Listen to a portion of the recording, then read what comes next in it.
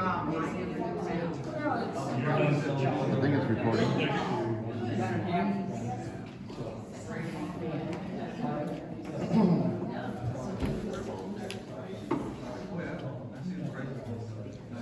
Hey Casey, when we get into our slide thing, if you wouldn't mind sitting there when I'm talking and I'll sit there and do your slides and you can just point to me or do that. Yes, sir.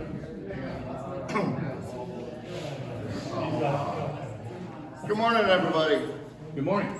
I was hoping to see a more packed room about weed control because everybody seems to be really concerned about that. But with the Secord Lake Association, I'm going to call our meeting to order. We've got several of our board members that have communicated with me by email, so any votes that we do, I've got their answers already.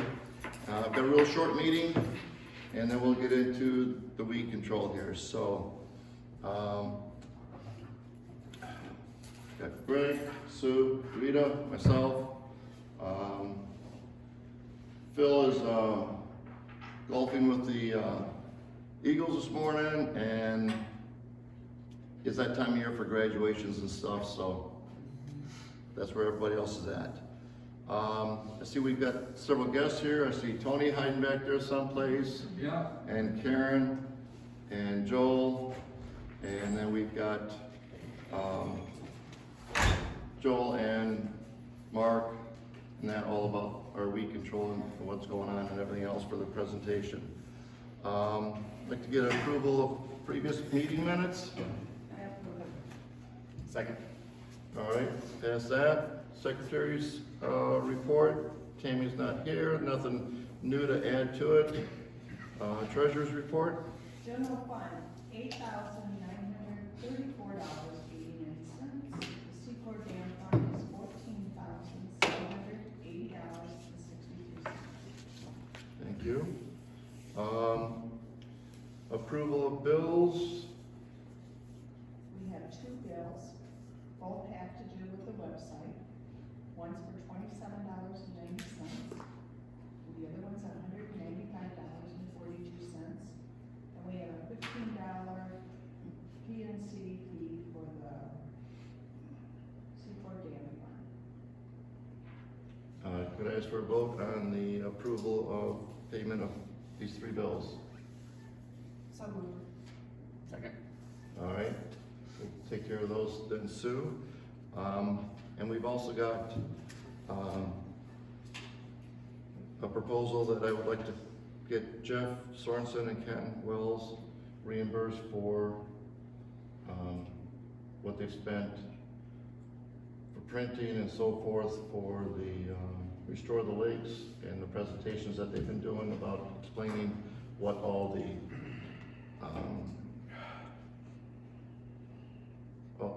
money that we've got from the state, and I'd like to propose those to be reimbursed. Motion. Second. All right.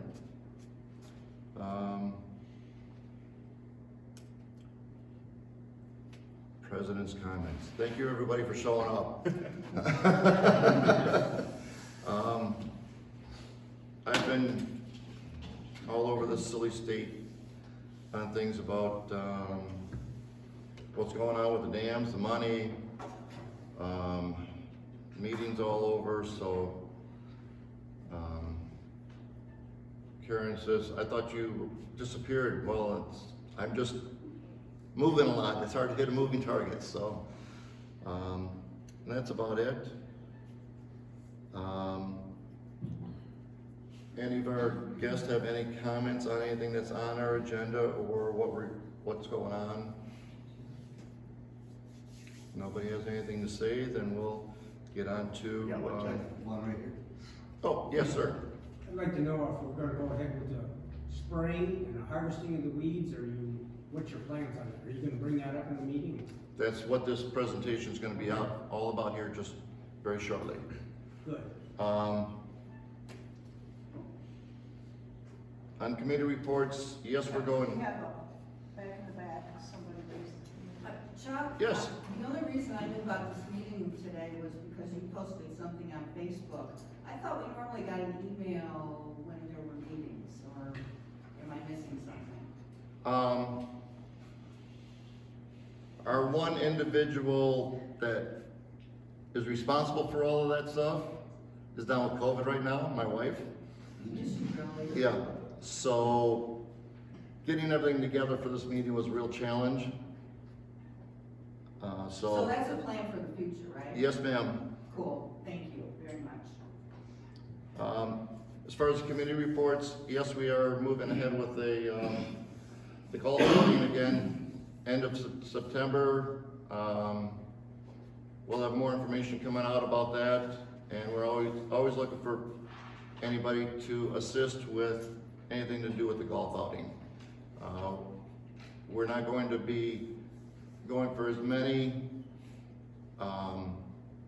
sponsorship as we have in the past. We've got a lot of signs already made up. We're just, at the next meeting, there'll be a lot more said about that. So I'll leave that to Mike Such at the next meeting. For new business, we've all discussed up here about getting some business cards with information on how to become a member, how to get more information, and I've got, everybody that's not here has voted yes for it, and we talked about it briefly this morning. Can I get Make a motion. make a motion to get business cards for everybody that's on the board to pass out, to share that information, and we'll probably end up leaving some with some of our realtor friends and that too, so that they can get some more information. And any, I just want to add, Yes. if anybody's not a member and would like to join to be a member today, I have membership forms. It's $25 for the year, or a bonus discount of $100 for 5 years. So if anybody's interested in seeing me or Sue after the meeting, I will gladly sign you up. Thanks for the support. so you made the motion that we I go second. for in second? Okay. I'm going to have Brent go ahead with getting the cards. He thinks that he can get a better price than what I got for Vistaprint, so we're gonna hand it off to him as well. With that, Joel? You bet. I'm gonna go turn off one light here to make it a little easier to see. Welcome, everybody. On a beautiful day too. Sorry to take you away from all this sunshine for a little bit. Hopefully we'll be able to see that okay. Go ahead. Well, on behalf of the Secord Lake Association, as you can see the goals up here, they have, restoring water to Secord Lake. The slide before with the blue water, every time I see that, I get all comfy and relaxed inside, just waiting for it to be here. And I was trying to decide what shirt to wear today, and I figured that I could have wore green, right, for weeds, but I decided to go with blue for the water because it just makes me feel better. And in one of our other slides, somebody else is wearing it in a picture, so we'll look at that. So, so the goal is to obviously we want to get our lake back as quickly as possible. I know a lot of you have attended the workshops put on by restoredlakes.org, and we're still looking at 24. There's nothing changed on that at this point. So that's what we're focused on. As you know, the Secord Lake Association, of course, and your lowly Secord Township Supervisor supports the Four Lakes Task Force and what they're doing. I did chat with I'm on a couple boards, and one of the commissioners from Midland is on the Mid-Michigan Community Action Board, and I said, so what do you think? If it wasn't for the Four Lakes Task Force, where would we be on restoring our lakes? And he said, well, probably about now, we'd be getting in the consultant's report that we hired to tell us how to go about getting our lakes back. It probably would have taken them a couple of years to put that together, and that's where we would have been. And I said, well, I'm not trying to cast any shadows, but I was a county commissioner. I said, I don't think anybody that I worked with as a county commissioner had the kind of skills, contacts to put this all together. What about on Midland? Any of the commissioners there, do you think they could have taken the lead on this like Dave Keppel had? They said, absolutely not. So anyways, You know, in Q&A and stuff like that, if you have other questions about what's going on with that, we can address those. I just wanted to mention that support of the Four Lakes Task Force. So the Secord Lake Association, I am a member, I'm not a board member. Our mission is to work for the benefit of Secord Lake community, communicate relevant information. I love the news you can use that they send out an email. So if you're not signed up for it, please do. You can actually look them up also on the website, is that correct, for the Secord Lake Association? So you don't have to be a member to see those. There's great stuff in there. They work very, very hard, the communications team, to do that. And advocate for the welfare of our group, local, state, federal agencies. We also provide a voice for our lakes with the Four Lakes Task Force, because we have 2 members of the Secord Lake Association, Chuck and Phil, that are on the board. So we've got local representation there. Okay, agenda goals today. Weeds, challenges, opportunities. Basically, there are 3 main issues when it surrounds the weed concept. The first one are the aquatic weeds, right? That's what we usually treat. We've got our lakes, they're full, the water's there. We're always working to treat the aquatic weeds, particularly the non-natural ones, right? The obnoxious things that come in that cause problems, the degradation of milfoil, different things like that. We've got to treat that. And one of the questions had come up, to treat or not to treat at this time, from that perspective. The second one is the new growth of the cottonwood trees that are all over the place. So we're going to go into that with a little bit more depth, and particularly looking at the areas that used to be underwater that aren't, and focusing on about 60 acres that's been identified by PLM. We've got about another 30 acres on top of that, but 60 acres that we really want to focus on and how we want to address that area. And then the seawall to the water. What can I do? I'm paying for weeds. Shouldn't the weed company come by and pull all these cottonwood trees and do all that for us? And I can see Casey's look on his face. He says, no. So yeah, we'll talk about that a little bit too. And then volunteering. You know, it takes a whole community when you have a catastrophe like this to work on, and we'll be talking about that. So Secord property owners versus weeds. We're going to focus a little bit on what property owners can do about weeds. There has been some confusion about that, so we're going to address that. Can I use chemicals on the lake bottom weeds? Can I use mechanical methods on the lake bottom? So basically, we have guidance letters from the Four Lakes Task Force that we can hand out. And you know, you're responsible, me, as property owners, from your shoreline, you can go out as far as 40 feet. Or in my case, it's about 25 feet to where the water is, okay? So that's going to be our responsibility to deal with from that standpoint. But out on the areas that we talked about on the dry lake bottom where things are happening, we can use chemicals there through PLM, and we will be looking at a variety of different mechanical methods. And we want to put together a menu of things that we're going to be using to address all of these issues. That's what we're going to talk about today.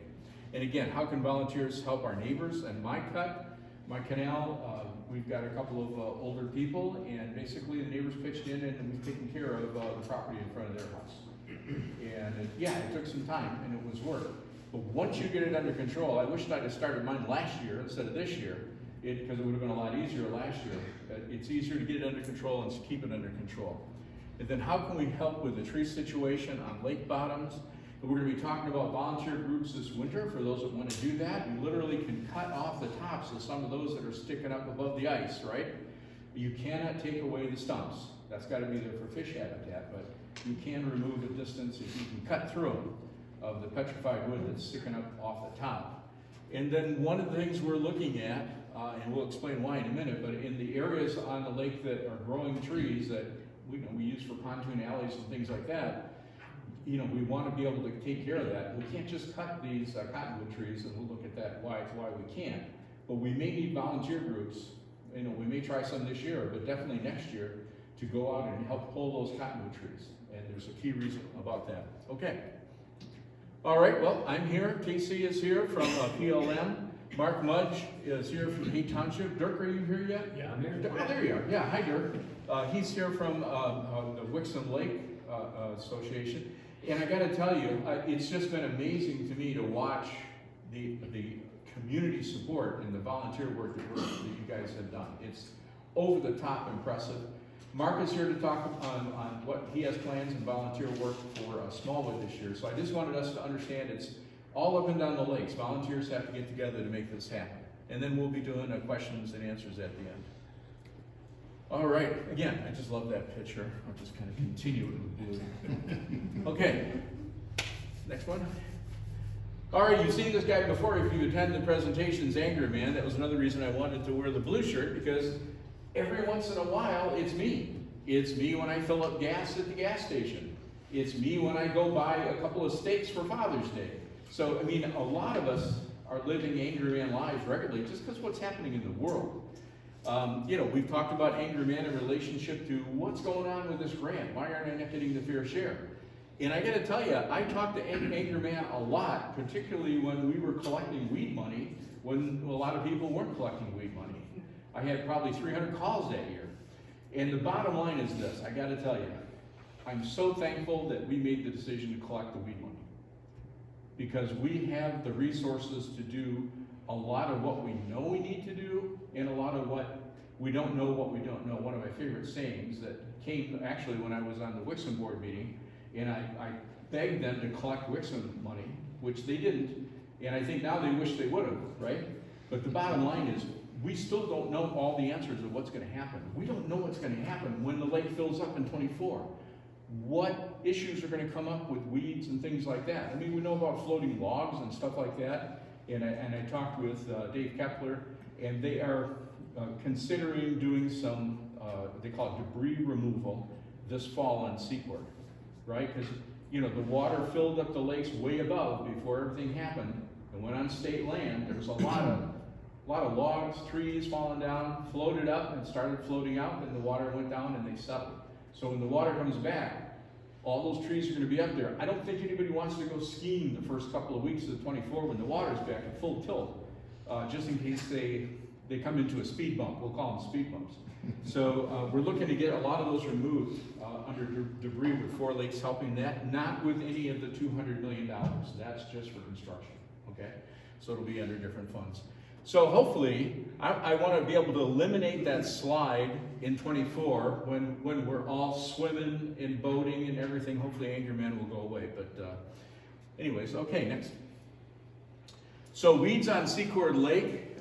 This actually was the property of the 84-year-old gentleman that we took care of. And you can see all these tall things here. They kind of look like weeds until you get down in amongst them and find out they're little cottonwood trees in amongst all those weeds from that standpoint. So that's kind of what it looks like. Weeds on Secord Lake. This is the challenge on the cuts. And the challenges are, again, in the 3 areas that we talked about. Aquatic weeds to treat or not to treat. So why did I decide to go ahead and treat? You know, nobody was sure how much water we'd have left when they did run of the lakes, right? With the gates being down all the way. But I remember the time when they did some work at the bottom of the dam. Maybe you all remember that too.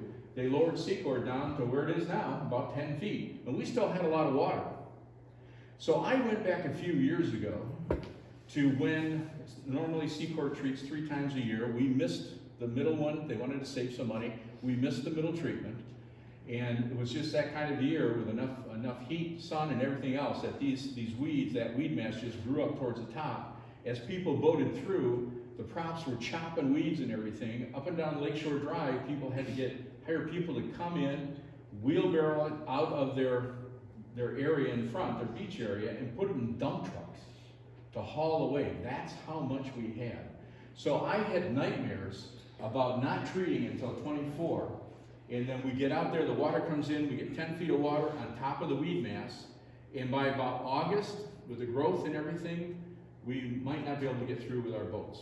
Or if we did, we'd chop up an awful lot of material and stuff like that. And some of the weeds, when you chop them up, they die. And some of the weeds, when you chop them up, they go down and plant and grow all over again. So it's a gift that keeps on giving.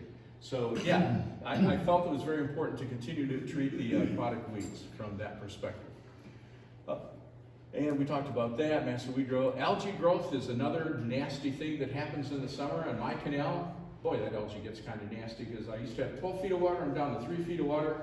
And I have 2 golden retrievers that love the water. And I spent $100-some on them getting them groomed last week, and the second day my one golden went in to the water as she does it. It's like a teenager, I swear. I looked at her and I saw her and she looked at me and cocked her head a little bit with that wild look in her eye and I go, "Don't you dare!" She took off, went right in.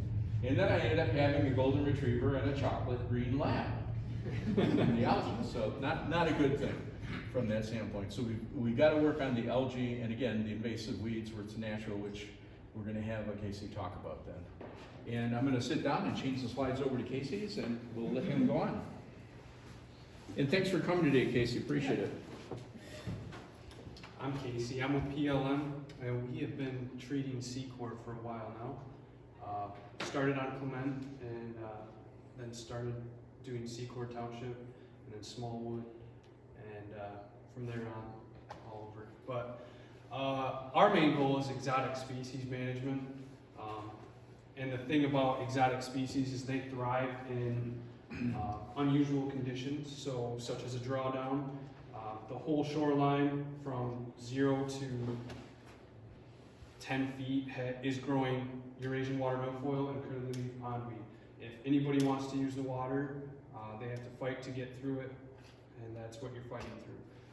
Joel, like he had mentioned, really wanted to get into in a particular area where we could let people use the water, and treating is pretty much the only thing you can do at this point. So you can go to the next slide. I was just going to run through. Yeah, you can keep going. Okay. Sorry. There we go. You don't need to learn about me. I'm just the manager in your area here, and I am an environmental biologist. And PLM has been working in this area for a while. So next slide. So there's a big issue of this new area of growth of milfoil, and to treat it or not to treat it. Milfoil will grow many inches a week if left unmanaged. So areas in canals and such that were maybe 10 feet deep and grew plants on the edges, when drawn down, the whole canal is now milfoil and curly-leaf. So we had a lot of complaints about that, and it kind of pushed us into treating, and it's been good last year from what I've heard. We can't always get back to the spots that don't have water now, and that's kind of why we're here talking about treating the emergent plants now that are there. So what we do on Secord is we go out, do a survey, check what needs to be done. Right now our main goal was the exotic species. We wanted to leave the native species for fish habitat, and also as those exotic species are dying, it takes some oxygen out.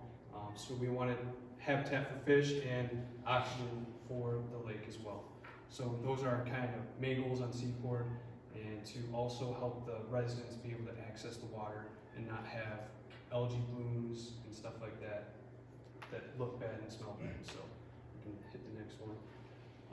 So we want to promote native growth, which is the goal in every lake. You can't have a weed-free lake. You need that for your fish and for the overall health of the ecosystem. And we can treat native plants when they do get bad. After we control the exotic species is the main time to do that. So if you do want to get rid of native plants by yourself, a rake is the best option to get that biomass out and clean up your swim beach area. So yeah, they're the best thing for your fish and habitat within the water. Keep going. So this is an ideal lake here. You have plenty of different native species. You got your fish. The food chain starts from the algae and goes up. The next slide is what you don't want. You don't want a swimming pool in your lake. As great as that would be, you're still going to have issues when there's nothing there. Algae, there's phosphorus coming in from the roads and salt, and just sunlight penetrating, you'll get algae blooms, and it's just not a good time for that. So this here is Eurasian water milfoil. If left unmanaged, this is what it can get to be. You cannot get through that with your boat, and when you do try to get through it with your boat, you'll clog your prop, and it'll fragment, and this is how Eurasian spreads. It cuts off little pieces and it floats downstream, and it'll grow a whole new plant just by the tips of the plant. So that's why it's so successful. It can reproduce in multiple ways and it thrives in these conditions. So this is kind of how the shoreline was when we first started treating back last year. And we're trying to keep it under control so it doesn't spread until 2024. And that's when we would have water back, and then you'll have brand new areas that you didn't have before because of the management in the prior years. So it's just, it would be a nightmare, I would feel. Looks like it'd be pretty hard to kayak. Yeah, Just have a lot of absolutely. kayaking Yep. going on. So milfoil creates a monoculture, which is a one species. Like if you're doing a cornfield, that's a monoculture of corn. Okay. There are no native species able to grow under there. You might get a few, but it's you need multiple species for fish habitat and stuff like that. So just a little more about milfoil. This is what it looks like. You probably have all seen it if you're on the water. Hit it a couple more times. So they, if you want to read that, a single plant can produce millions of plants in a single year. And depending on how much nutrient is in the water, it can grow, I think an inch can grow a couple new plants per year or something like that. So it's a wild plant, it goes quick, it outcompetes your native plants, and you can hit it again. And it creates this canopy on top, and it can increase the water temperature as well.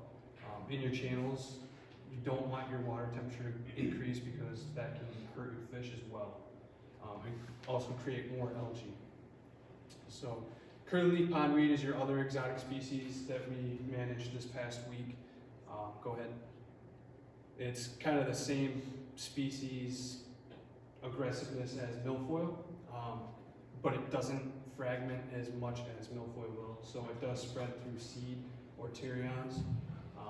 It's kind of an early season plant, and it kind of kills off in July on its own, but at that point, people are trying to use the water, and it spreads and seeds off. So I might be the only person that's gonna ask it, pterions? yeah, it's a seed, basically a Okay. seed, yeah. And another species we found throughout Secord is starry stonewort. It's a macroalgae. You can hit it a few times. It basically creates a blanket on the bottom of your lake, and you can't have native plants grow through it. It outcompetes them. And it was found kind of on this, over by the marina, kind of on Secord Township. Usually you find it near boat launches is how it spreads. So it's always good to educate people to clean their boats before they put in. But it grows mats like this. It can grow up to 20 feet thick in 20 foot of water. It's pretty bad. It's the newest one in Michigan that's kind of a big deal. And there's really no good way to treat it. Copper is kind of the only way to manage it.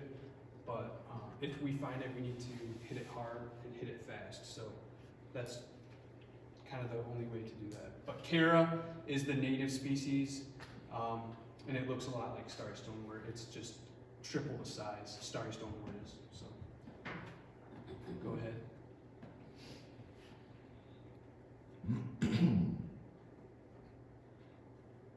Yeah, and these little star shape is how it gets its name. It's a starry stonewort. So, and that's how it kind of reproduces as well.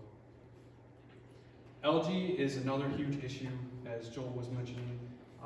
When you have less water, there's more nutrients in a concentrated area, and then the sunlight penetrating down to the bottom can grow more algae. So that's kind of our goal as well on top of the exotic species. With our first treatment was to hit the algae, try to knock it back until we can treat again in July. So algae, it's always going to be in a lake, it's always there. It's natural, but it does get to conditions where it's a pain in the butt and smells bad, looks bad, gets on your dog.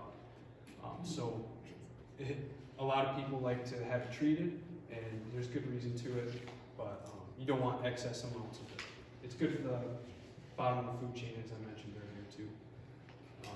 There are multiple different kinds. You have algae blobs or paint algae or planktonic algae. It looks just kind of like someone dumped paint in the water and it's kind of on top. Sometimes that can be toxic, other times it's just normal algae. So if you do see this top planktonic algae here, I would recommend keeping your animals out of it. When it dies, it can release a toxin, and it's been linked to animal deaths as well. So just watch out for that.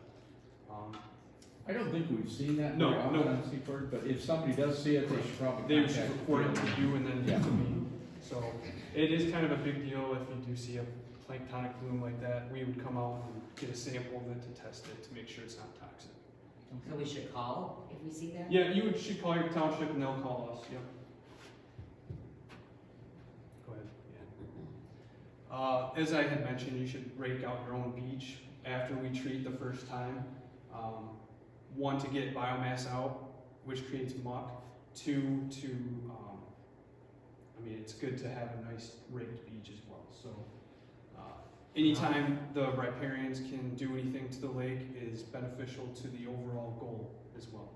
So how long, after you treat, how long should you wait before you rake? I would say 2 weeks probably. 2 weeks? Yeah, especially with the milfoil, it's still dying. You don't want to fragment it off, but once it's slumped over and turning brown, you can definitely get it out. When are you treating? We treated this past week. Okay. Yep. Okay. You also in your newsletter said there are some, if people have a bad muck problem, there's some tablets they can buy to Yeah. manage that? Yep, so we sell some, but they're all over the internet, muck digesting pellets. It's a natural enzyme and bacteria you add to your beach area, and the goal of that is to add more nutrients to the muck to kind of increase the speed at which it decomposes. So the only residual effect of the muck pellet is oxygen and water, actually. So it kind of just added relief to that. And when you rake your beach, getting that oxygen into the muck also increases the speed at which it decomposes. So a couple tidbits for you. This is small wood actually, but I was doing a survey down there. I thought this would be good to add to the slide. These are actually about 15 feet tall. You're not going to see that all over the place on Secord just because of the type of substrate, but on Smallwood in Secord Township, there are areas that are still wet and super rich in nutrients. So it depends on where you're at with sediment, but these aspens or cottonwoods, they're pioneer species, so they thrive in new environments, and their goal is to grow as tall as they can, as fast as they can, to outcompete any competition. So it's been 2.5 years, and they're 15 feet. Wigzone has them pretty close to that as well, right? Yeah. So they're growing fast, and they need to be handled. So that's kind of where we're transitioning here. And we have it on another slide, but they can grow 6 feet a year. Yeah, yeah. So that's kind of on par with these ones. Yeah. So these that you targeted on Smallwood, are you treating them, or you just, what's the plan? We're still working on the plan, but that's kind of, we applied for permits, both A and C permits, which is the aquatic nuisance control, which would be if we're in the back of a channel, we can spray cattails and stuff like that. And then we applied for an NPEDS permit, which is a National Pollution Discharge permit that we would need for vast areas of the exposed lake bottom. So if anybody has any questions on that. Yeah, we applied for that back in, End of April? Yeah. Probably, yeah. So, When will you hear an answer on that? we have, so it's a new program, they've never had anything like this before. It could take a while, but the goal all along was to treat in August or early September, yeah. So it could take a month, who knows? But at this point, do they think of removing the trees, cutting the trees? I mean. Yeah, we'll talk about Yeah, that in a little we're gonna bit. keep it Yep, yep, so you can keep going. This is my map I provided Joel. So it's kind of hard to see on here, but, so these big pink areas are just shoreline. But the main priority areas that we kind of thought about, people would go visit and pontoon swim, stuff like that, are these red areas, and that's about 60 acres. So these huge flats where it was once kind of where people would congregate with their pontoons, we want to get those cottonwood trees out and willows. And we won't be doing aerial spraying. We'll have to take our quads and aqueous vehicles out there. We could also spray from airboats and stuff like that. But these red areas are the priority areas for now. Things might change depending on discussions internally, but I just wanted to show you this map for now. Obviously, that's not all of Secord Lake. Correct. Yeah, that's just Secord Township. So are you looking at only Secord Township, or are you looking at all 3 townships? We'll be looking at all 3. Okay, great. Yeah. This was just the map I provided Joel, Great. and I can do that with all the townships too. So, do you want to do questions now or after the? I think it's probably best to wait till after, Okay. because I think Yeah. we'll probably answer some on the way, but thank you very much, appreciate it.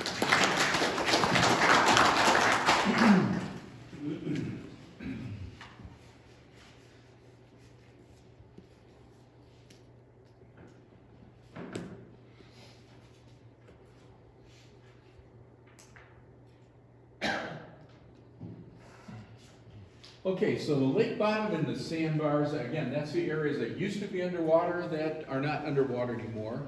And in talking with Casey, he said in some of the sandbar areas, it's not a big problem. We don't seem to see a lot of growth of anything, but in some of the areas we do.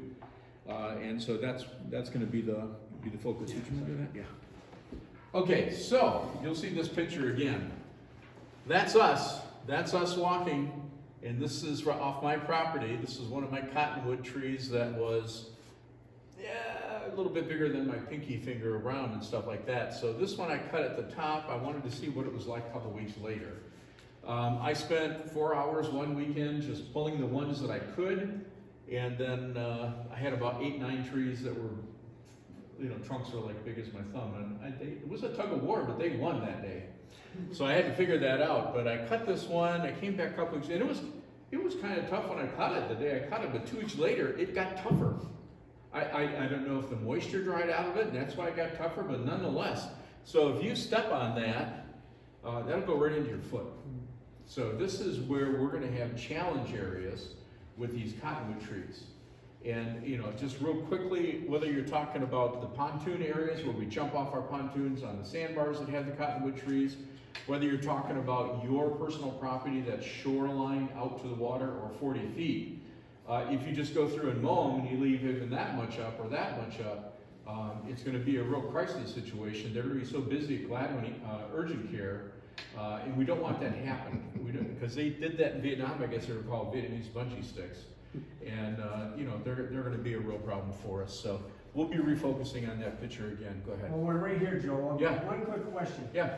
If you cut those things and they're up there, say 2 inches or whatever, and the water's public, somebody goes in there, steps on it, are you liable because you cut them? We'll have to have 4 Lakes address that situation. I don't know. That's probably a pretty good question. Yeah, that is a good question. We'll have to have that, because we are looking at cutting on some of the lot, but again, where we want to cut is areas that normally you're just boating over, right? Nobody's going to be jumping in and running and doing stuff. And even if you did jump in generally to get your skis on, you're not going to hit bottom. So those are the areas that we're looking to cut. The areas that are at risk, our best guess, is that we're looking to spray those in August, let it kill the roots, and then that's where the volunteers come into play next year to go out and pull them up so we can minimize that risk. But that's a very good question from that standpoint. And we'll have to have the attorneys for the county and 4 Lakes Task Force address that and give us some guidance on that from that standpoint. Yeah. From my seawall out to where the water is. Yeah. Is pretty near 70 feet. Yep. So beyond 40 feet, you're really not supposed to do anything on your end. So I had trees that were 8 feet tall I know, we last talked. year. Yeah. You took care of them, didn't you? Yeah. Now, did you pull a lot of those, or how No, did you I do cut them right at the ground level with big cutters. 'Cause Right. They were anywhere from a 1/2 inch to 3/4 inch around. it? Yeah. Yeah. Didn't it die or? Well, there are new little sprouts coming up from them. Don Zachary, has comment? Yeah, so I'm on the Four Lakes Task Force Board, and much as Joe was wearing a blue shirt, I came up to There you disguise go. on a green shirt. Okay? Point And counterpoint. I really wish I didn't have to wear a green shirt, but I drew the short straw. So the statement that was just made about 40 feet from shore, the task force would like the property owners to be responsible for that distance. But the property owners can go further if they so choose. So if you want to mow out or cut out to within 20 feet of flowing water, you're free to do so. You can do that on your own. If you choose to hire someone to mow that for you, they need to have a hold harmless permit, so you're gonna pay them. They have to have a hold harmless permit from the task force that they have insurance and that they are responsible for whatever actions occur out there. But the task force is asking, I speak with all these guys to get the permits, and I tell them, we want you to leave a 20-foot buffer next to flowing river, next to the flowing water, to trap sediment that may be running off the distance up to the shoreline when we get these heavy rains. Eagle is on our case. They don't want activity to increase sediment transport into the river, down through the system and out into Saginaw Bay. But you are welcome as a private owner, private landowner, to cut in front of your property out to within 20 feet of where that water is. Have at it. If you and your neighbors get together, or if you want to do more than that, you have to have permission if you're getting away from you, directly in front of your land. You don't want to cut your neighbor as opposed to one of the trees, for instance. So go right ahead, and you don't need a permit to do that as long as you're staying on dry land and doing it yourself. So, Yeah. and I've done this, and Eagle has come through, and they haven't put handles on it. So, yes, ma'am. And the hold harmless permits available, the hold harmless permits available on the Lakes Task Force website? There is an application for them, and so they would be needed by someone who is a commercial mower, if they don't already have it. Some do have it, since they've been in place. And I can assist in expediting that. So the commercial person could contact me, and I'll make sure it goes through. It doesn't cost anything for them. Okay. We already talked a little bit about that. How tall will they get? Some are in my property, they were like taller than me, which is not hard to accomplish. But 7 foot tall. Next year, another 6 foot, and on and on and on. So that'll be an issue. If we do nothing, future problems, a lot of future problems. We talked about having this growth in an area. If you leave these trees go, the water comes back, it'll kill them. But like we've noticed, the wood just seems to hang on for 100 and some years. So if you have a lot of trees, in another summer goes by, that now they're 15, 18 feet tall, and you're running your crop through there, you could have problems with your crops hitting those trees and causing some issues and things like that. Can we just cut them? Well, we believe you can just cut them. Like in my area, I cut down, like you'd suggested, Mr. Miller, I cut down right down to the sand area, I cleaned a little sand away and cut down a little bit below that. But when the water comes back, there's 8 feet of water there. So even if you're jumping off the dock, you're not going to hit it. But where the water was going to be, where you would touch bottom, and I did all the pulling and stuff like that. We talked about this, how many priority acres on Secord. In the township here, we've identified 60 as priority and 30 to look at, is my understanding. So, and then control tactics, we're going to look at this a little bit more: spraying, pulling, and mechanical tools. That's a cottonwood leaf. That's what they look like. If you need help identifying which ones they are. Like I said, from a distance, they just look like weeds. It's when you get out amongst them that they look a little different. We talked about that. It's the fastest growing tree in North America. Aren't we lucky? And they can grow over 100 feet tall. So this is one of the things I found. I had some of the cottonwood trees that had these big ball of roots on them. And then I had other ones that the roots you couldn't even find, they just kind of went out everywhere. So on the fatter trees, right, my thumb and it's kind of a fat thumb, so it's a good thing to use. What I did is I got an old dandelion prong with a 4 foot tall, type of thing. And I went around, I punched around the base of that tree about 3 times. And what it did, it seemed to cut the roots, right? So then I could pull up those bigger trees. And I mean, was it hard? Did I need a shower afterwards? Yes. But nonetheless, that seemed to help in my situation on my property. All right, we're just going to talk a little bit about that, and then we'll show some pictures, not of all of these, but weed whacker string. So my first attempt in front of my place, going down from the seawall to the water, was my Ryobi battery weed whacker with string on it. And I'd go down there and I'd do some good and bog down, do some good, bog down, and it, okay. So I did that for about 20 minutes. I saw I'm getting nowhere. So I ran up to Home Depot and I bought the blade attachment for it. And I went down there and man, did that go through stuff. It went through stuff like butter. It really did. I was very, very impressed with that. I think I bogged down one time just because one of the crazy weeds down there wrapped around it. There's all kinds of fun weeds to play with.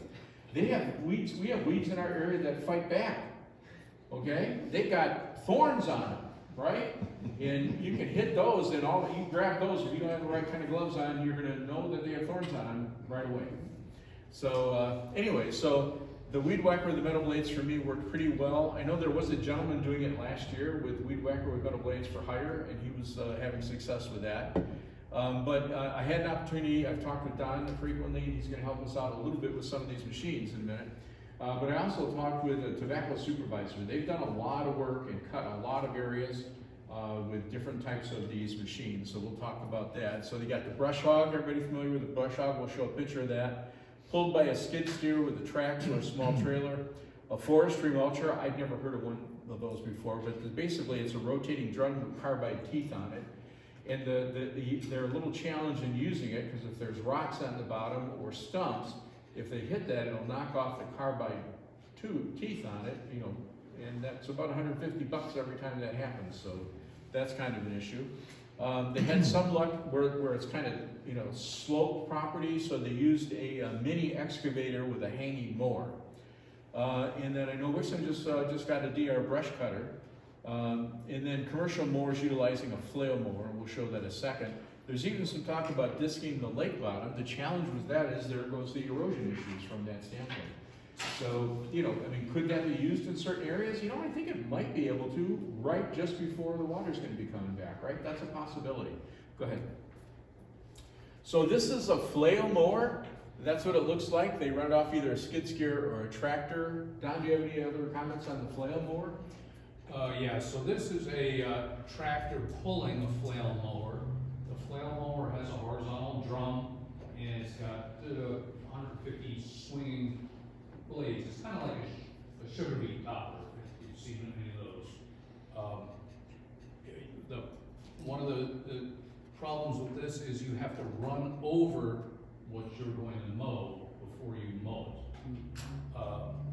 So there are some small walk-behind units that have the 30-inch wide flail mower with either wheels or tracks, and you control that kind of like a DR brush mower. That isn't anywhere near as big as this, and you can put it into small places if you can get it over the seawall down onto the lake bed. So typically, there may be a 4 to 6 foot drop from people's seawalls to the beach immediately below it. That's a challenge for some of these walk-behinds. You have to have a way to get into the shore first. And these are expensive to buy, no question about that. And we're not aware that they're renting those anywhere either. Well, that's not entirely accurate. You can rent the DR style, which is a self-propelled walk-behind rotary mower, like a very heavy-duty lawnmower. So a single blade out in front. They rent for about $90 a day. You can get them in Gladwin at Mid-State Rental, I think it is. You can rent them at Home Depot in Midland. You do need a trailer to transport them. And and they work fine on sandy, firm ground. But if you get down into anything mucky, you step on it, you leave a footprint, or you got water underneath, and you lift the foot out, they will get stuck, and then, it's a little difficult getting them out. But, I've used them, they work best if you have lots of cottonwood or willow vegetation and not a tremendous amount of grassy undergrowth. I mean, later in the summer, that grass that Joel was talking about, the abrasive stuff, you can't walk through it. And when it's like that, those mowers can't get through it either. So you need a skid steer mounted piece of equipment. They're mounted on the front of the skid steers. And I'll provide Joel with a couple contacts. I did assist Tobacco Township last summer in most of their mowing. They mowed about 90 acres. It was all skid steer based work. So I've got a pretty good feel for what that equipment can do per hour. And if it's done with, some weed assessment money that has been reallocated for terrestrial work, then that's an option. It gets a bit expensive for a landowner unless you get half a dozen people together and get it pretty well planned out in advance. One thing I do want to mention, and I hadn't brought up, you can mow out beyond, as I said, out to within 20 feet of the river. But the task force is not recommending that private individuals do any spraying in the lake bed. That requires a permit. Those permits are being applied for the dry land by PLM, and those permits are presently pending. They have not been approved yet. So we've got some delays in obtaining the permission that will allow a professional certified sprayer to deal with this vegetation chemically. Good deal. All right, go to the next picture. That's a brush hog. That's a brush hog. Everybody's seen a brush hog before? We use one out at the farm all the time. And I used to hear the term skid steer all the time, and I wasn't really sure what a skid steer was. Everybody knows what a skid steer is. Raise your hand. Okay, you guys are a lot smarter than me. So what it kind of looks like is it kind of looks like a little bobcat, essentially. And and they use them around the farms all the time. They're great. They're very maneuverable. They're lighter than a heavy tractor. And I was working with Marty Wilford, who I get my beef from, and he said, "Well, let me go over and get the skid steer." And he walked over. And I said, "That's what one looks like." So, anyways, now I know what that is, and you've got an idea too. This is a brush hog. They are awesome. We use it out at the ranch multiple times a year out in the pasture area. And next, this is a forestry mulcher. Don, do you have any experience with that? Or? Yeah. So if you look at the rotating drum, the horizontal drum there, you can make out the teeth. These are big carbide teeth. They're typically welded to that drum. That drum spins so fast you can't see them, and you definitely don't want to get run over by one. That big V-shaped prong on top is typically lowered down, and that can be used to push over the trees before you chop them and mulch them up. One thing that the skid steers have an advantage over tractor is that they typically can be attained with treads on tracks, and they can maneuver on slightly softer ground without getting stuck. Although, on the way up here, I had a call from one of the guys I was going to recommend who did mowing with a machine like that. He said he's out of the business. I said, "Why is that?" He said, "Well, got too close to the river down on the tobacco side."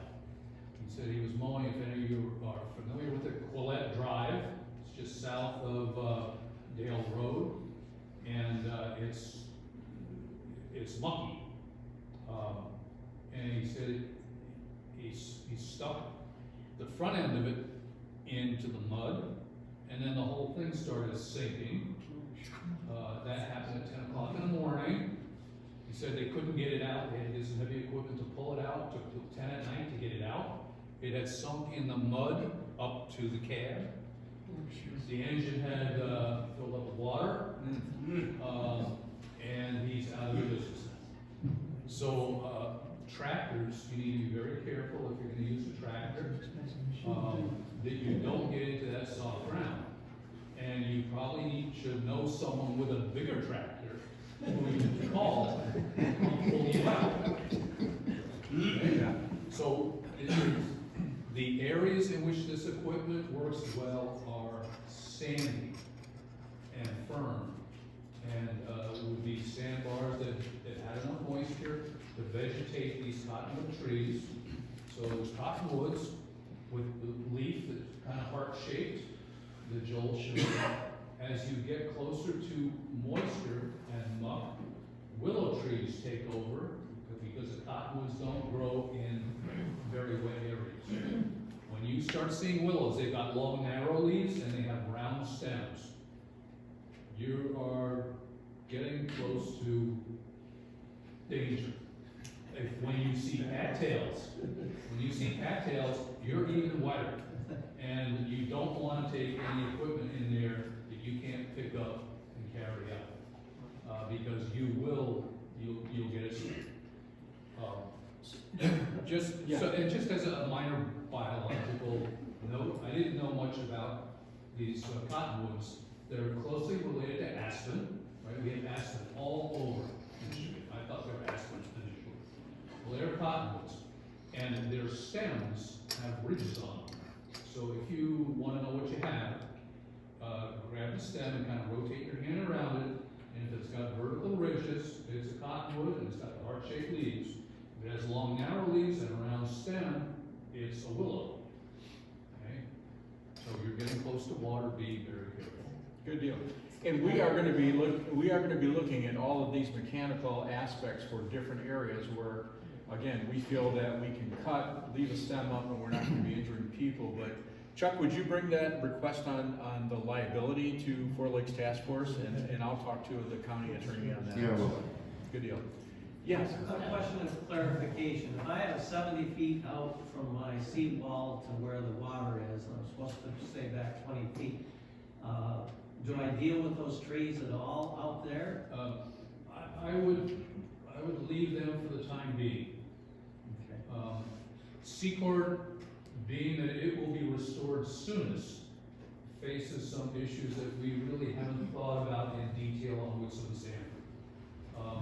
And one of the things that we need to understand is, do we choose to leave a bit of that for fish habitat?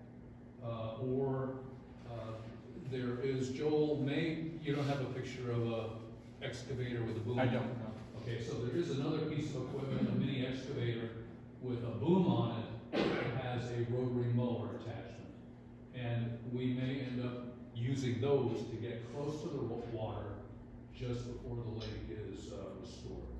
So you're leading the charge on this. I don't have a lot to say as far as policy. Okay. Tom, Judy? Sorry, yes.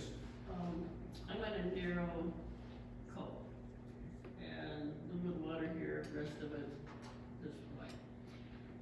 And now I have cattails. I know you can cut cattails, but you're not allowed to walk out there in your boots and pull. You're not allowed to do what? Cattails, I was under the impression that you can cut them, but you're protected, even though they've never been there in their life, because it's out in the middle, and you're not supposed to pull them out. I cut a whole bunch of them the other day. I'm talking pulling them out, not cutting them. So I think that the cattail situation can be addressed through PLM. And that, I think the recommended treatment would be a spray. Whether or not, so Secord still has an active aquatic weed control program underway. It's been underway, and the permits and the herbicides are known to PLM, and I leave it up to them to develop a treatment plan for your lake. So, They're doing an excellent job, by the way. sorry. They're doing an excellent job. Yes. Excuse I me, so agree. what? So the Wixom Lake Association and Sanford Lake Association as well as Eatonville Township, the northern half of Sanford Lake, has engaged PLM to do exactly the same thing. And also to develop recommendations for bottom end treatment. So that's underway, and right now, some of this permitting stuff is being held up by Eagle. That is necessary down there, but may not be necessary up here. Yeah, get a point. So the permits that you're waiting on, so we're in the cut and we have a lot of cattails. When they spray, is that included cattails or spraying for that? On Secord or Smallwood, Secord. So, we're kind of, the Secord board, actually, we're working on that. That is gonna be included in the permit when it is. So there are the 60 priority acres and then 30 acres of the channels, kind of where it narrows up and where there's no water. Can I contact you to know exactly what you guys are trying to get a permit for to control in my? It'll be all those pretty much, any immersion, sedge or cattail. And just to recap, so you're saying it could take a month or more, but you're not looking to spray those till August? Well, we're in the process of analyzing when the best time is to do that. Oh, okay. But fall is usually the best time because that's when the plants send all their nutrients to the roots, and you'll Okay. get better control that way. Okay. But the idea of these cattails and sedges and grasses in the cutbacks is when the water does come back, they should drown out and go away on their own. But we want to get rid of them now because they look bad and whatnot. So if we're cutting them and you spray them, is it better, I know it sounds crazy, but to leave the leaf up? Or is it okay that when you cut it, it's fine and it's still gonna get and kill? A lot of times you can cut and then spray, but it has to be like soon after. Otherwise it heals itself. But I mean, if it stays alive, it can still soak in and go to the root. But No, I guess what I'm saying is it doesn't matter if it's cut or if it's left, if you spray, it's gonna kill it. oh, sure, yeah. Okay. What if, I mean, we're going through all this process of machinery and spray. Why wouldn't it be smarter to bring the water up 3 feet, 4 feet, and get a third of our problem taken care of just with the natural way of the water killing off and then allowing you to get back into some more of these cuts and spray the way they do, and then bring the water back down. I believe that it would create a lot less problems farther down the road, because you're only getting a third of the weeds or a third of the grass or debris coming down the lake at this time. Even if you wanted to bring it up 3 feet, 4 feet and take care, that would take care of a lot of itself naturally with one man just closing a dam. I mean, instead of putting all this other effort, then just drop it back down and let it control I can over address the next that. 3 years. And basically, I agree with you. I think that would be wonderful if we could do that. No governing authority will allow the lake to be brought up at all until the reconstruction is completed.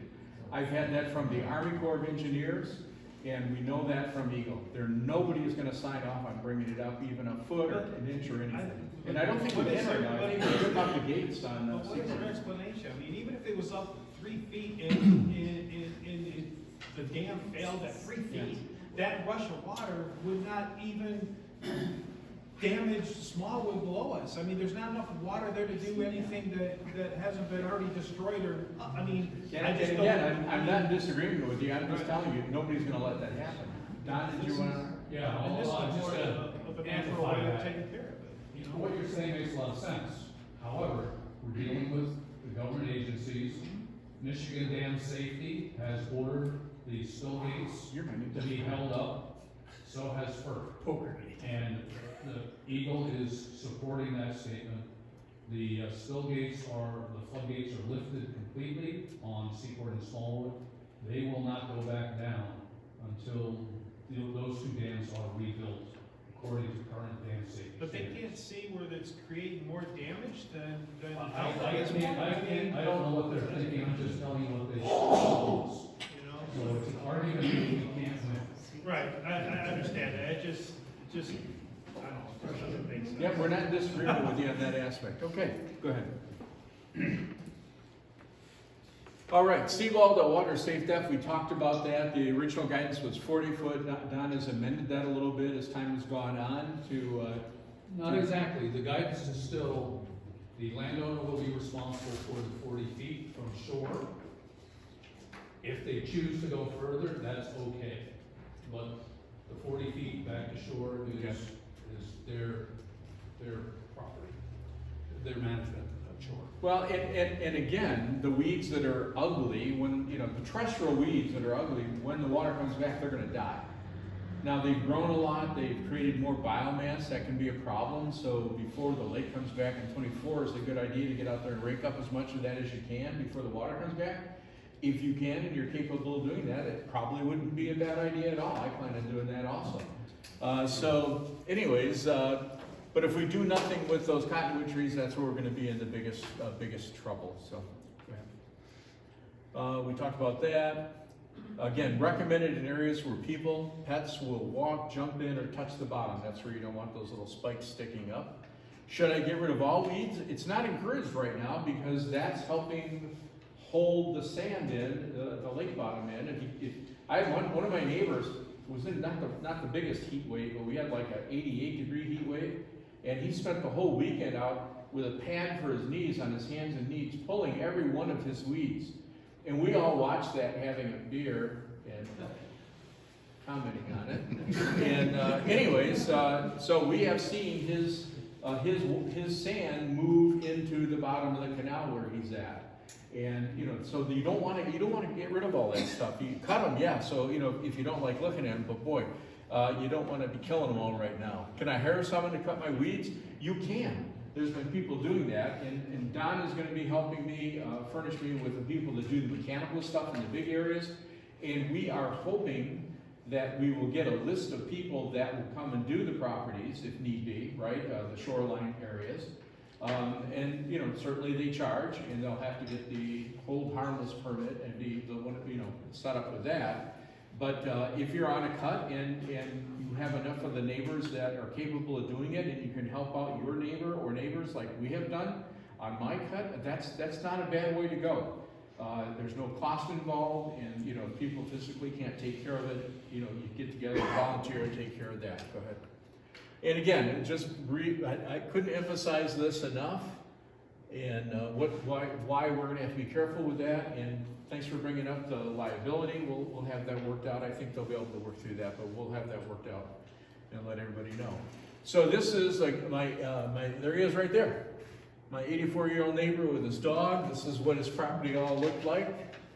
And this is what it looked like after everybody teamed in together. In about 4 hours, we got everything done.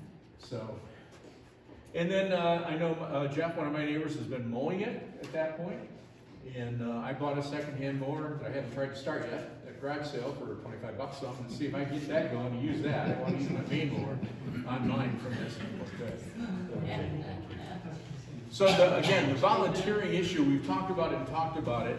You know, what can property owners do about weeds? I think we've answered that. We've talked about the open areas, lake bottoms, pontoon sandbars.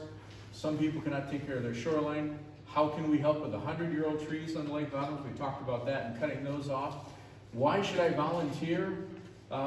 Basically because as a community, we've got to come together to get some of this stuff done from that standpoint. Go ahead. All right, so we're going to have Mark, you're right here. We'll let you tell me what your plans are coming up for Smallwood on a volunteer basis you have scheduled. And then Dirk, if you can come up and share the extravaganza of stuff you guys have been doing. My name is Mark Wentz. I'm supervisor at A Township. I'm also on the boards of Secord Lake Association and the Wilson Lake Association. We're not collecting on the special assessment district last year, or our intent is not to collect this year. We assess, but we get back credit for the amount of the assessment. So on your tax bill, it shows zero. We do have funds available from when the dam went down, and I have authorization from our township board to cut some of the people's lot out in front if they can't afford it or get it cut. And I'm also taking areas that are so we can navigate. I'm going to be cutting that, and some of it, I talked to the cutter who wants to do it in the winter. So I don't want to cross the water at this time.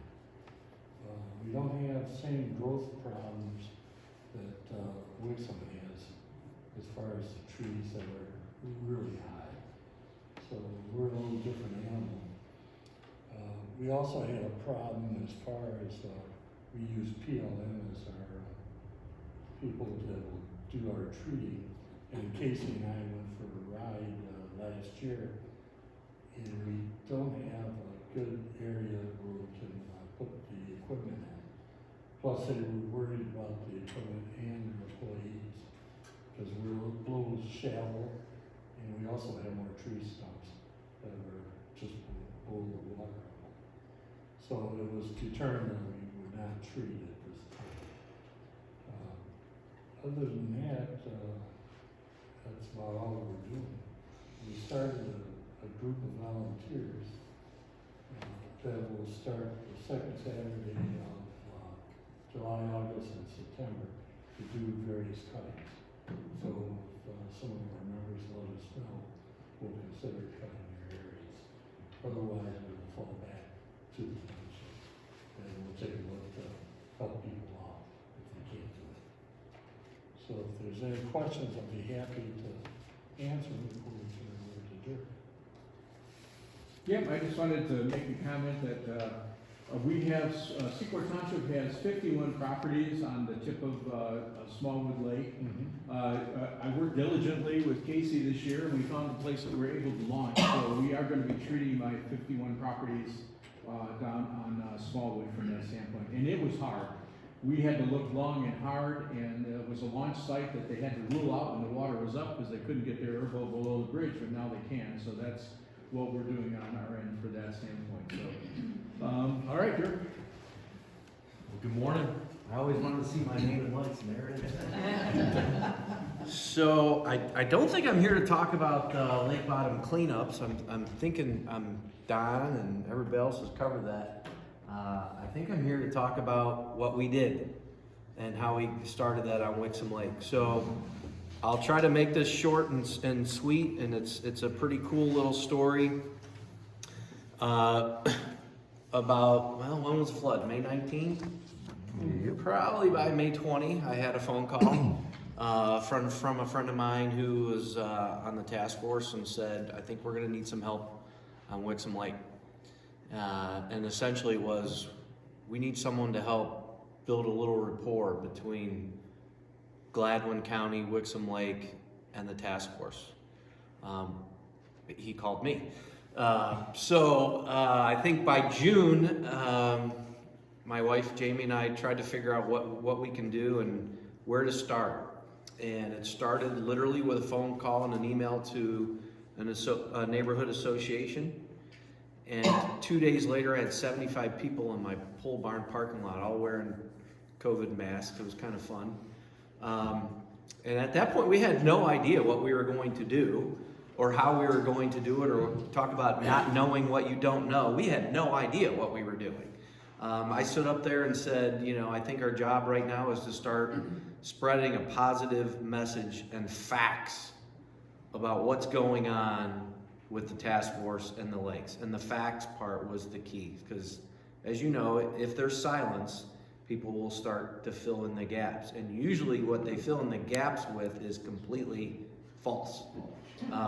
I cannot tell you how many crazy things I have heard over the last 2.5 years, but it usually starts with, well, my friend's neighbor's cousin, who may or may not have been sober at the time, told me, and then they'll post that on Facebook, and then everybody and their brother goes crazy, and I get 200 phone calls. That did happen. I got 200 phone calls and emails in one day.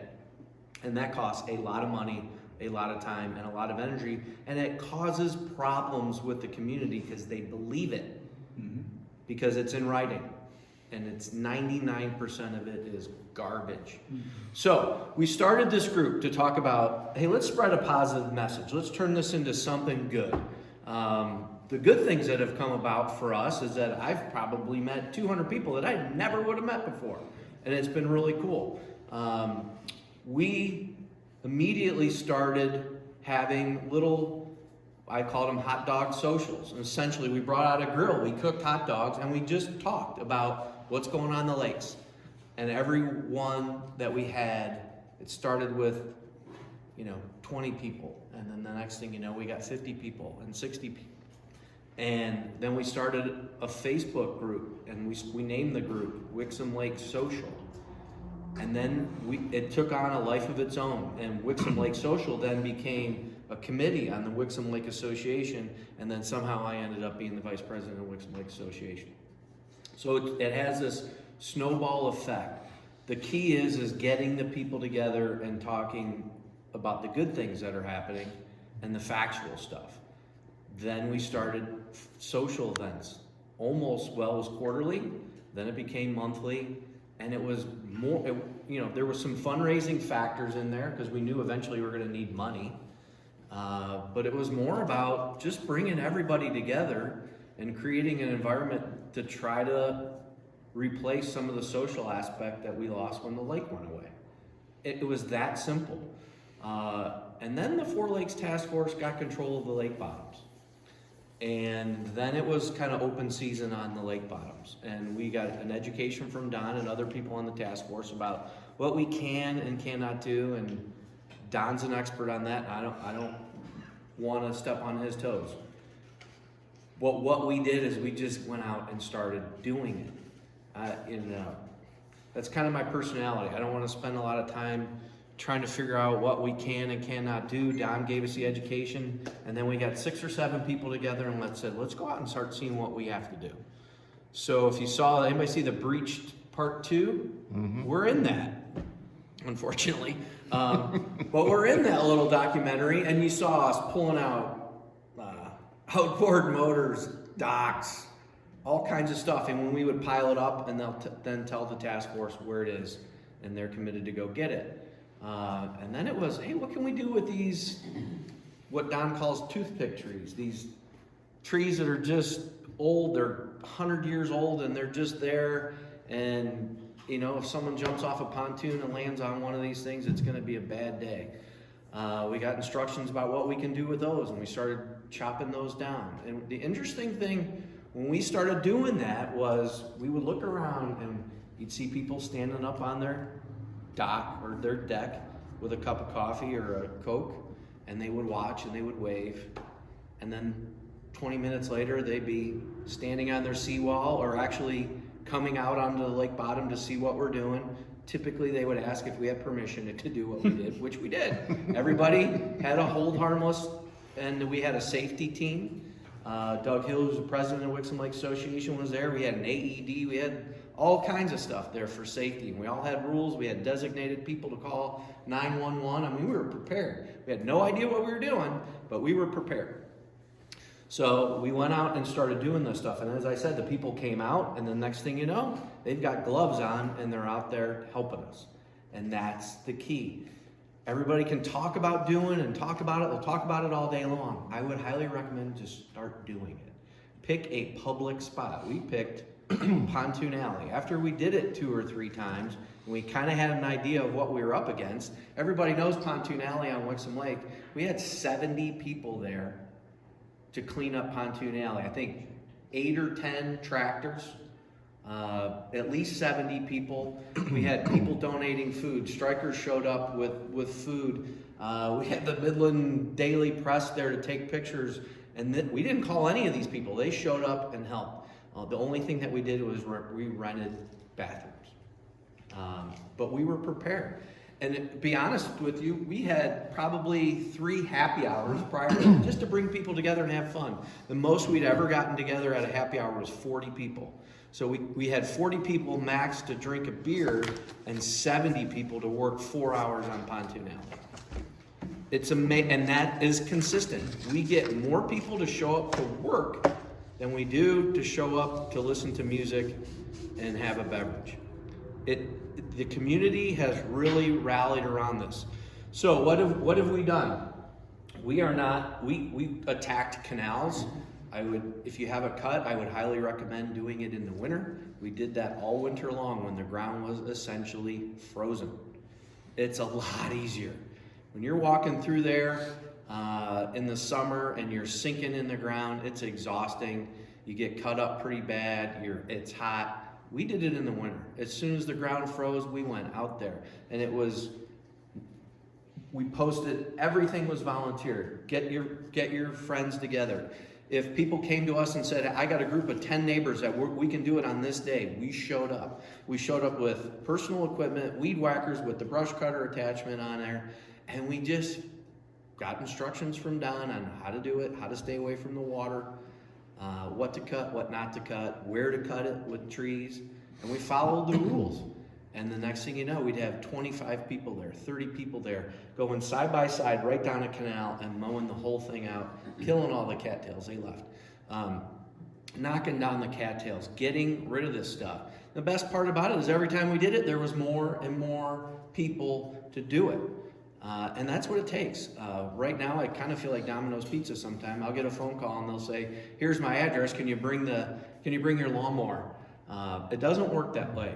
Don mentioned you have to have access to the lake bottom. So that was our biggest key, is we wanted to be in a publicly visible area to try to get people to see what you've done. And the reaction isn't instant, because it's like painting a wall. You see the effect right now. So when we went out there and cut down 100 trees and knocked them down, everybody saw it right away. They knew we were there, we knew we did it, and then they wanted us to do it in their area. So pick a visible area, get as many people as you can to volunteer, and just start doing it very carefully. That's all we did, and it's just snowballed from there. So now, Secord Lake Association, our focus is to help our members and homeowners with that first 30, 40 feet. We aren't gonna tackle the big areas of the lake anymore. I've seen a lot of those little sticks from cutting them down. They'll go through side-by-side tires like that. So we're not messing around with that anymore. We did it to be visible. We did a good job and everybody appreciated it, but now we're focusing on the membership and that first 30 or 40 feet. We've had so many social events and fundraisers. Mark can tell you probably an exact number, but let's say it's north of $50,000 that we've raised in the last 2 years. That gives us an opportunity to buy the flail mower, what was the other one we bought? The DR? The DR motor. Somebody in the community had one of these. It was brand new, had 10 hours on it, and they sold it to us for $2,000. It's a $6,000 piece of equipment. I couldn't believe it. So we couldn't walk away from that. So now we have 2 walk behinds. The reason why we went with walk behinds is because some of these areas, you don't want big, heavy pieces of equipment. You could get 3 or 4 people and actually lift one of these things to get it out of the mud, or you can use a side-by-side and pull it out of the mud. But we went with walk behinds, one with wheels, one with tracks. And then it's just, we're gonna train everybody on how to use them. We're not gonna train everybody on their brother, but there's gonna be probably 10 people from the original group that we started that will be trained. And then it's literally, I think we did it almost every weekend. Different group, but every weekend in the winter, we were cutting and we cleaned out a lot of cattails, a lot of trees. Those flail mowers, they'll pretty much go through anything as long as they're skinny. I know the advertisement will say, hey, if it's taller than 8 feet tall, it won't work. It does. It'll go through it. You just have to be careful. And if you need help, I'm happy to help. My neighbor is one of the people that you can hire. Don will give you that information. But these walk behinds work. Get the blade on the weed whips. Get a commercial one. They're great. You can get great deals on them right now. Get the warranty. They'll replace it forever. I literally think the machine costs $200, and if you give them an extra $200, they'll replace it forever. So it's like getting a free one in a couple of years. So, but the big thing is we started with people and fun and fundraising, and then it became work. And I'm not exaggerating. We get more people there to work than to have fun. So it can happen. That's all we did. We just started a little movement, started advertising. You've got a great opportunity to use the Eagles club for, kind of as a home base. Just start making it fun and then show them how to do the work, and it'll happen. It's that simple. Any questions? I'm just gonna add to it, Oh. if you're feeling that you have physical issues that you can't help, because you think you have to push anything, people just picking up sticks. I mean, it's not like you have to be handling find the younger people, find the, whoever can do it. I know I can't physically do a lot, but just picking up sticks or garbage or anything that's around. We had a lot of people, 2-year-olds that were out there helping. Like, you can find all ages. If somebody wants to bring waters or something, everybody and anybody can be involved. You don't all have to be physically, the hard work, so that was it. Well, Dirk, I'm the Vice President of the Secord Lake Association, and we've been talking about this for a while. And, with what you just shared, we want to do the same thing. We talked about doing social gatherings, we just have to do it. We talked about going out and doing areas, we just need to get the people together and go do it. So we're gonna be doing a lot of the same things that you have.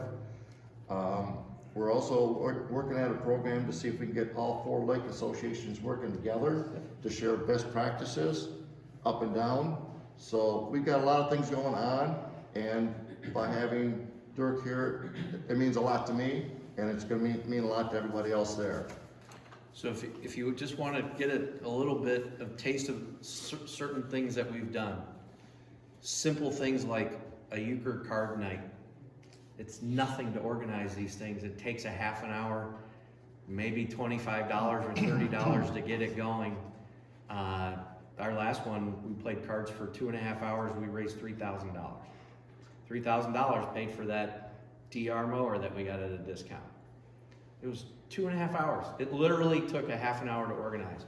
We've had golf outings. Those are a lot of work. But we'll probably raise $20,000 at this one this year. But what I would recommend highly is keep it simple. We did a trivia night. There's fun and fundraisers. They're all fun. Some of them are fundraisers. The goal is to break even, at least. Trivia night. I never thought we'd make money. Trivia night. I think it was $1,000.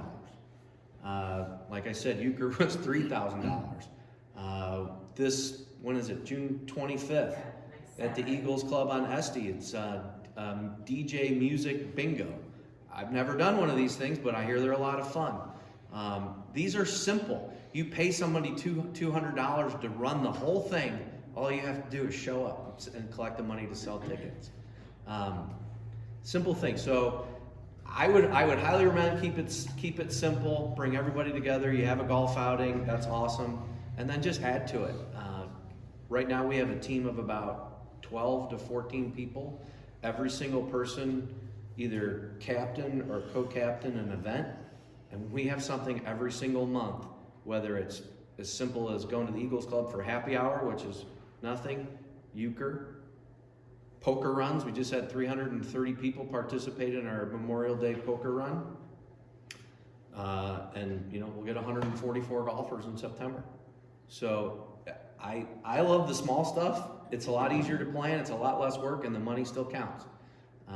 And now we have a trailer, 2 pieces of equipment, a bunch of weed whackers. We'll probably put a sign on that sucker, and it'll be like Domino's, just delivering lawn equipment and knocking stuff down. So that's what I would recommend. If you need any help, just let me know. All right, thank you.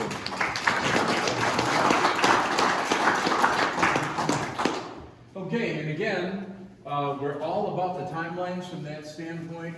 We're still looking at doing some work this fall on Secord, particularly in Smallwood. Our friends on Eatonville Dam, Sanford, Wixon Lake, they're going to be a little bit behind us, but we're all working together as a team, and everything has to flow from that standpoint. So at this point, I'd just like to thank the Secord Lake Association for inquiring to have this put on. I'd like to thank Casey and Mark and Dirk for coming here and spending your time on a Saturday to help share the excitement and the volunteer opportunities that we have. Don, for your expertise in helping to explain a lot of the technical machinery and things like that and giving us better guidance. So at this point, basically the program is over. We'll certainly answer any questions and be around as we clean up to answer any additional questions. But just want to thank everybody for helping out on this and you all coming to attendance. Sure. Has anybody done any study or any concern about the fishing when this is all done, when the water's back? They are looking, I know Four Lakes is looking into that, they are working to restock and stuff like that. Okay, thank you very much.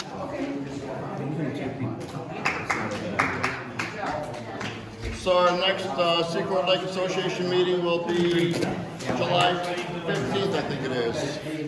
Third Saturday. 16th?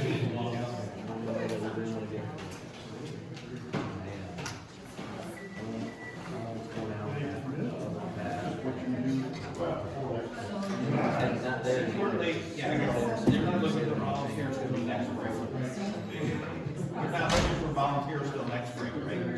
We're not sure, it's gonna be after the Secord Lake.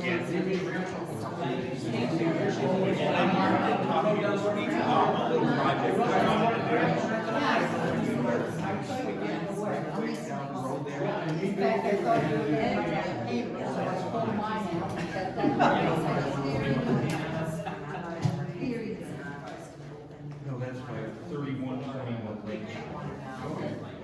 You guys, our problem is we live south of Secord, and Secord, which is part of the Housing Association. Someone said it's 51 properties. You guys, no problem.